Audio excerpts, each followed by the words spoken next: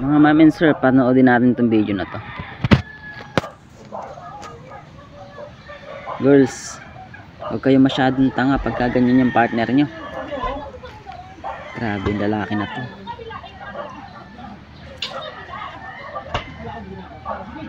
Nakakanginig ka ng laman.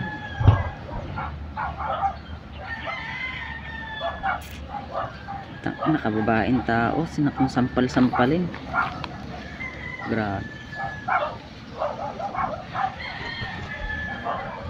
Utang na, hiniklat pa yung katawan. Pag nabalian yung, baka mabali yung leeg niyan.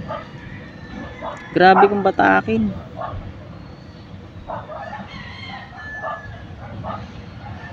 Tangina, swerte mo. Walang tao dyan. Kung may ibang lalaki dyan, nakatibog ka dyan.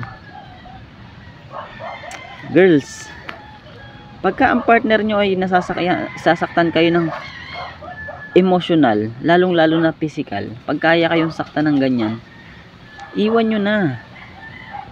Nagpapakatanga kayo sa mga ganyang lalaki.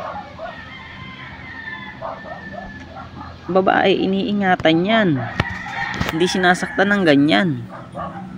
Hindi nyo deserve yung sampalin kayo ng ganyan. Pag nakita ng magulang nyo yan, tandaan nyo mga girls, sa lahat ng babae yan, pag nakita ng magulang nyo, lalong lalo na tatay nyo, papatay yan, sigurado.